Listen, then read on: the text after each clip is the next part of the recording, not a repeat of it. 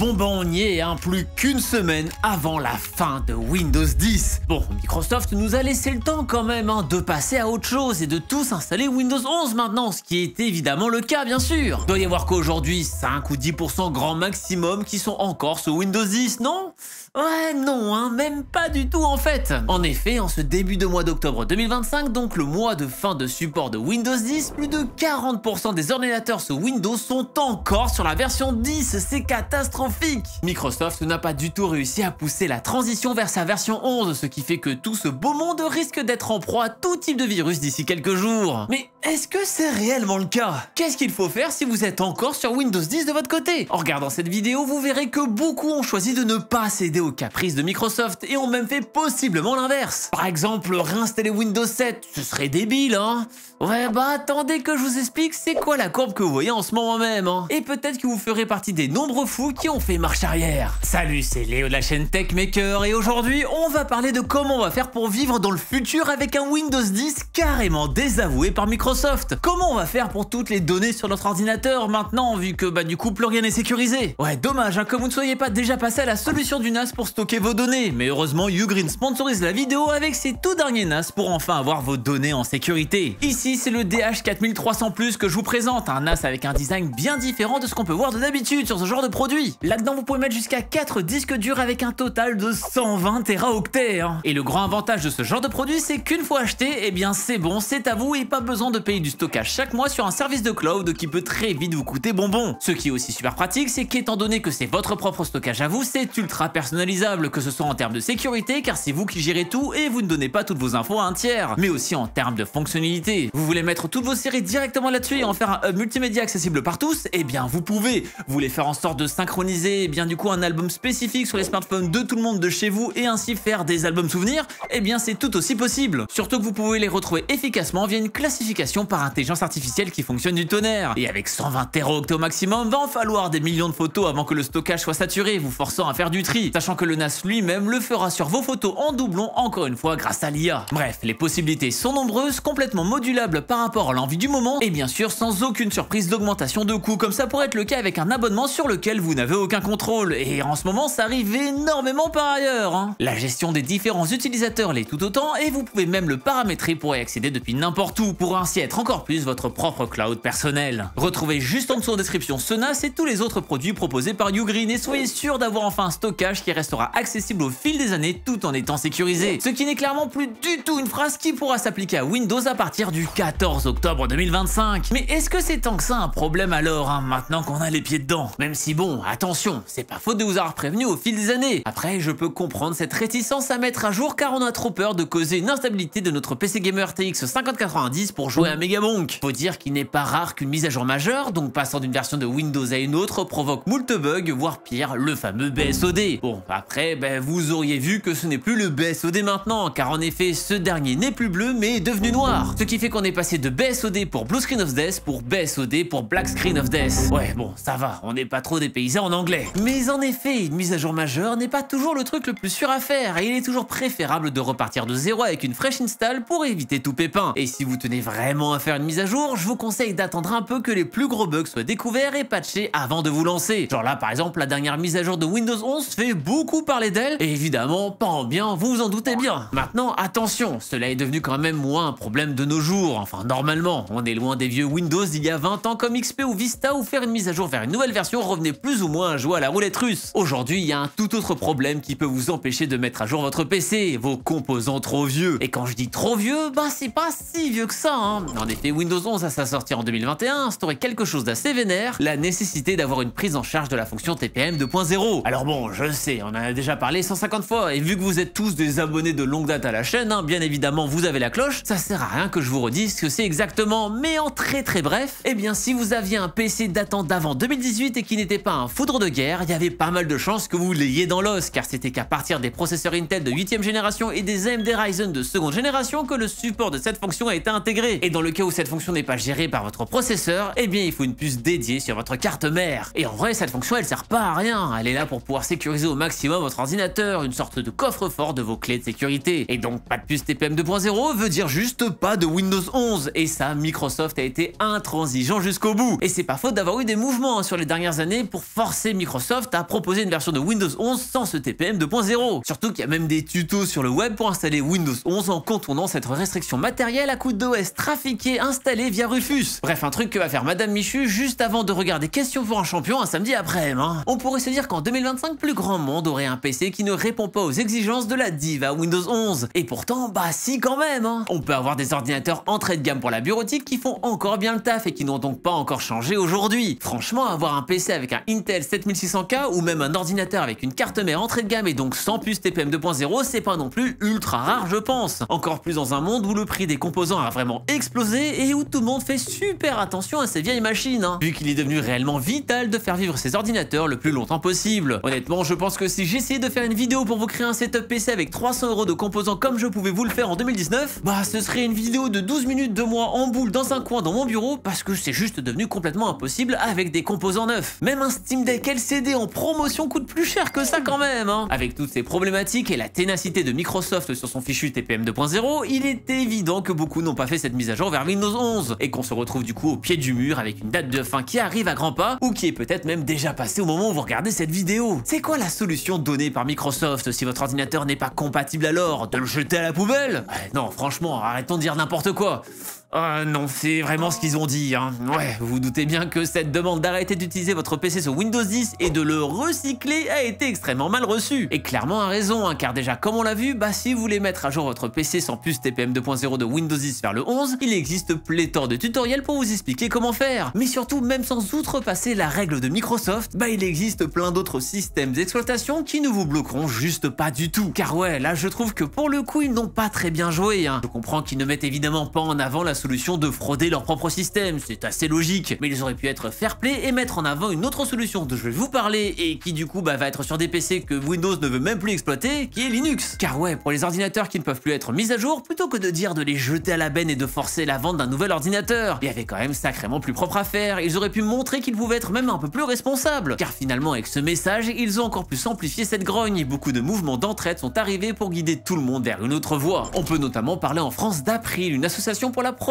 et la défense des logiciels libres qui a lancé une opération Adieu Windows, bonjour le libre, dont le but est d'aider les gens voulant se séparer du système de Microsoft pour aller sur plein d'autres solutions plus ouvertes et qui sont en réalité de plus en plus grand public. Car c'est vrai que quand on parle de Linux, le grand public va penser barbu qui n'a pas vu la lumière du soleil depuis qu'Emmanuel Macron est président. Mais en réalité, tout ça a beaucoup évolué. Il y a quelques années, il était encore assez fastidieux de trouver des logiciels alternatifs sur Linux pour remplacer ce qu'on pouvait faire sur Windows ou Mac. Mais de nos jours, on trouve de tout et encore une fois bien plus ouvert et très souvent gratuit. Même jouer à des jeux vidéo sur Linux est devenu extrêmement facile d'accès. Merci à Wine, Proton et autres SteamOS qui ont popularisé cette pratique. Je vais pas vous refaire ma vidéo sur pourquoi le gaming sur Linux va lui aussi exploser dans les années qui arrivent avec tout ce qui se passe sur cette scène, mais pour de la bureautique plus simple mais aussi des travaux plus lourds, il y a clairement moyen de trouver son bonheur, que ce soit en termes de logiciels ou même de distribution. Debian, Ubuntu, Fedora ou même Primtux spécialement conçu pour les kidous. Il y en a des dizaines et je vous laisse checker l'association ainsi que Frama-Libre pour trouver plein de logiciels libres du coup qui pourront remplacer ce que vous utilisez directement sur Windows à la base. Et là au moins vous ne serez plus sous le joug d'une vente forcée comme c'est le cas avec votre pauvre PC sous Windows 10 actuellement. On voit donc plusieurs clans se créer, ceux qui améliorent en grognant leur PC car ils veulent rester à jour et rester dans les clous de Microsoft, d'autres qui vont frauder cette sécurité et espérer ne pas se faire ban à un moment, ce qui crée une sacrée épée de Damoclès quand même, ou encore ceux qui font le choix de changer de patrie. Mais il y en a d'autres qui sont aussi en train de se dire, bon écoutez, quitte à être dans l'enfer de l'obsolescence programmée, allons-y à 10 000%. C'est en suivant ce raisonnement qu'une part non négligeable des utilisateurs de Windows 10 ont tout simplement décidé de réinstaller Windows 7. Ouais, clairement il y a une tendance et actuellement il y a plein d'articles qui en parlent. J'en avais fait un contenu court il y a quelques jours pour vous dire qu'en effet il y avait 2% de tous les ordinateurs dans le monde qui tournaient sur Windows 7 en juillet 2025 et que cette proportion avait doublé en seulement un mois, passant donc à 4% en août 2025. Bon, c'est rigolo de te dire que certaines personnes se mettent à réinstaller Windows 7, car quitte à avoir un système plus mis à jour, autant rigoler un peu et retourner sur sur une version qui a été lâchée par Microsoft depuis bien belle lurette. Mais bon, peut-être que c'était juste un kiff sur un petit mois, peut-être que les stats ont été comptées de manière bizarre, et d'ailleurs c'est un truc dont on va reparler juste après. Car justement, cette donnée en septembre 2025, elle est carrément passée à 10%. Franchement, je trouve ça quand même un peu marrant de se dire qu'il y aurait autant de gens qui sont passés sur un vieux Windows qui doit bientôt avoir 20 ans maintenant. Même si bon, là-dedans, je pense qu'au-delà du côté allons au chaos jusqu'au bout en réinstallant un système d'exploitation aussi vieux, il y a aussi une vraie envie de montrer à Microsoft qu'ils ne sont pas d'accord avec cette fin de support de Windows 10 et donc de les tenir en otage. Les gens qui font ça, je les vois un peu comme le Joker dans Batman à être complètement imprévisible pour rendre dingue le justicier masqué. Surtout que oui, vous doutez bien, Stat Counter peut être un petit peu manipulé quand même, donc faut faire attention à ses stats. En effet, ça a beau être le site de référence que tout le monde utilise pour examiner les tendances de ce style, bah il n'est pas non plus ultra précis justement. Pour faire ses stats, ce sont des sites qui sont partenaires avec StatCounter qui vont avoir du code pour analyser le trafic et donc savoir sur quel OS vous êtes. Et bien sûr, bah c'est pas les sites les plus connus qui font ça, pas des Google, Facebook et autres Sora 2, qui fait qu'il n'y a pas vraiment un trafic global, mais un trafic un peu plus ciblé. Alors il n'y a pas que des petits trucs random, genre il y a ask.com ou encore kernel.org. Mais bon, en sachant ça, on peut très bien avoir un petit groupe de trolls qui s'amusent à faire monter cette tendance et ainsi faire croire à une recrudescence de Windows 7, chose parfaite à faire justement dans un moment aussi décisif que celui-là. Clairement, ne réinstallez pas Windows 7 les copains, car là ce sera bien plus le bazar vu que le support est arrêté depuis 2015. Mais ça veut dire quoi cette satanée fin de support dont on parle depuis le début? Est-ce que c'est vraiment que votre PC va exploser le 14 octobre? C'est évidemment un peu plus complexe que ça, vous vous en doutez bien, parce que non, l'État ne sera pas obligé de jeter des dizaines de milliers d'ordinateurs comme veut nous le faire croire ce documentaire alarmiste de France Télévisions que vous avez possiblement vu passer. Ah clairement, commencez pas à me dire que vous allez dépenser 15 millions d'euros d'impôts pour remettre à jour des PC sous Windows 10, encore vraiment je vais me fâcher. Là c'est le même type d'excuse que je donnais à mes parents quand j'avais envie d'avoir la nouvelle Nintendo DS car la Game Boy Advance était obsolète. Alors doucement les petits poteaux fonctionnaires, faudra trouver une autre excuse pour avoir de nouveaux PC. Non, cette fin de support, ce que ça veut dire, c'est qu'il n'y aura plus de mise à jour logicielle, donc plus de nouvelles features en gros. Bon, ça c'est déjà le cas depuis 2022, mais aussi plus d'assistance technique et surtout le plus important, plus de mise à jour de sécurité régulière. Et c'est surtout là qu'effectivement ça peut tiquer, car qui dit plus de mise à jour de sécurité dit que ça peut être open bar pour les pirates pour pouvoir profiter des failles présentes dans le système de votre ordinateur. Et ça avec des failles qui vont être trouvées dans le futur ou même peut-être des failles qui ont déjà été trouvées par le passé mais qui n'ont pas encore été exploitées. Attendant la fin de ce support justement, parce que ouais, pour pouvoir colmater une brèche, faut déjà savoir qu'elle existe, ce qui fait que potentiellement il y a peut-être des failles qui sont là depuis des années et qui n'attendent qu'une chose,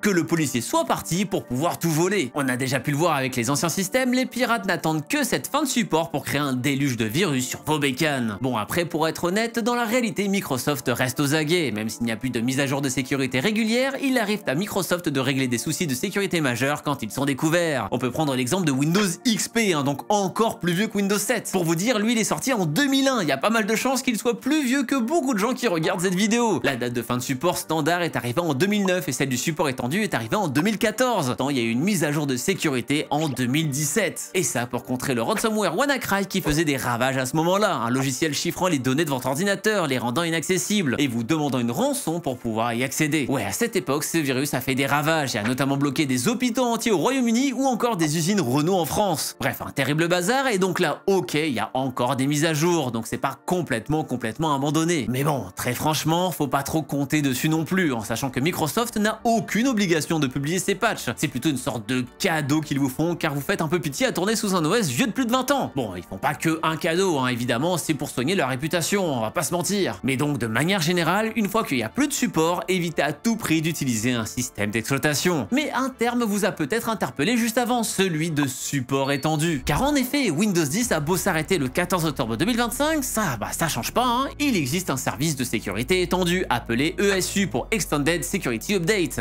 Alors, à la base, ce truc-là, c'est uniquement pour les entreprises, car en général, pour une société, c'est plus compliqué de faire une migration d'OS, car ça concerne potentiellement des milliers, voire dizaines de milliers de postes. Et donc, Microsoft propose une solution pour ne pas mettre trop dans la mouise toutes ces boîtes. Trop sympa quand même, ces petits potes de chez Microsoft. Ouais, vous vous doutez bien, c'est payant. Pour Windows 7 par exemple, pour reparler de lui, cela pouvait durer jusqu'à 3 ans après la date de fin de support en janvier 2020. Et c'était donc 50 $ par poste la première année, puis 100 $ la deuxième et 200 la troisième. Autrement dit, ça tape très vite, et payer 4000 balles à l'année de support pour 20 PC, j'avoue que ça fout un peu les boules. Et pour ce Windows 10, les prix sont de 61, 122 et 244. Autrement dit, encore plus vénère. Ouais, l'inflation est aussi passée par là. Pour autant, des sociétés paient HP car elles ne veulent pas changer de système et préfèrent rester sur un truc qui marche. Ce qui a créé un éclair de génie chez Microsoft, rendre l'ESU aussi accessible pour les particuliers comme vous. Vous avez donc la possibilité de continuer de profiter de votre Windows 10 avec des mises à jour de sécurité jusqu'en octobre 2028. Trop cool, mais du coup, faudra payer. Moins cool. C'est évidemment pas les mêmes prix pour les particuliers et là on ne connaît que le prix de l'année pour le moment qui est de 30 $, ce qui pique un peu moins. Mais plot twist ici, eh bien pas en Europe. Alors non, je vais pas vous dire qu'en Europe on en est privé comme c'est toujours le cas sur les fonctionnalités sur l'intelligence artificielle à cause du DMA. Non, pour une fois ce dernier nous est utile car en fait c'est pas payant mais c'est gratuit pour nous Européens. Trop chouette, on est sauvés jusqu'en 2028. Bon, pas vraiment car ça ne concerne que la première année, donc 2026 et on ne sait pas ce que ça va donner dans le futur. Mais concrètement, vous êtes juste sain et sauf jusqu'en octobre prochain sans rien payer de plus. Donc franchement, ça va, il n'y a pas besoin de stresser non plus énormément en vous disant vite, vous avez que 7 jours avant tout explose. Par contre, faudra pas oublier de faire la démarche de s'inscrire à l'ESU. Au moment où cette vidéo sort, c'est pas encore possible de le faire, mais cela se fera directement sur le panneau de mise à jour de Windows. Donc ça peut être bien de partager l'info à tous ceux qui stressent avec cette date du 14 octobre 2025 et qui ont vu ce fichu reportage de France TV. Ah vraiment, je vous jure, j'en ai grincé des dents quand j'ai vu ça. J'ose espérer que Microsoft fera de la com autour de ça pour contrer justement cet effet de peur, mais bon, on sait jamais. Sauvé donc, on coche juste une petite case et on nous laissera notre futur nous stresser à notre place. Mais bon, même si c'est plus autant le sbeul, vous devrez réellement songer à abandonner ce pauvre Windows 10. Certes, il a été vraiment salvateur après un Windows 8 catastrophique, un 8.1 qui a essayé de réparer les morceaux. Mais là, quand même, leurs géniteurs font tout pour s'en débarrasser, rester dessus ne vous fera que du mal sur le long terme. Et encore une fois, vous exposera beaucoup plus facilement aux différents dangers. Que ce soit des virus piquant vos données, des logiciels exploitant les ressources de votre ordinateur ou même des ransomware, c'est clair que vous serez toujours en première ligne sur tous ces problèmes-là. Et encore une fois, mieux vaut prévenir que guérir, car vous vous maudirez tous les jours quand vous serez devant votre ordinateur avec un écran de rançon en vous disant « Oh, j'aurais pas dû dire que j'allais le faire demain ». C'est clair que Microsoft n'a vraiment pas bien géré du tout cette fin de vie de Windows. Et finalement assez discret je trouve, alors qu'encore une fois, c'est vraiment dans quelques jours. Mais dans tous les cas, j'ai bien peur que si vous vous enfermez avec ça, vous allez possiblement passer à la caisse dès la seconde année. Et ce sera une très mauvaise chose. Alors regardez du côté de Linux ou fraudez Windows 11 pour y avoir accès sans TPM. Mais restez le moins longtemps possible sous Windows 10, même si je le rappelle, l'heure finale n'est donc pas vraiment arrivée et votre ordinateur marchera toujours. Mais pour combien de temps? En tout cas, j'espère que j'ai pu vous rassurer avec cette vidéo, mais aussi vous montrer les différents choix que vous avez pour votre future ascension. Quel chemin vous allez prendre alors? Le chemin de la liberté, de l'acceptation ou de la folie? Racontez-moi vos histoires et peut-être que cela en motivera certains à vous suivre. Bon, j'espère qu'il n'y aura pas une croisade pour retourner sous Windows XP, Clairement, je me dédouane complètement de ce mouvement. Même si par contre, il y avait un truc vachement bien sous Windows XP, le pinball de Microsoft. Ouais, je vous ai fait un choc mental, désolé. Et il y en a des choses à dire sur ce jeu mythique qui a malheureusement disparu des Windows récents. Genre, vous saviez qu'il y a un vrai jeu complet? Bah ouais, la pure folie. Je vous laisse découvrir tout ça en cliquant juste à côté de moi sur la vidéo qui vient d'apparaître. Et d'ici la prochaine fois qu'on se voit, eh bien, n'arrêtez jamais d'apprendre. Salut!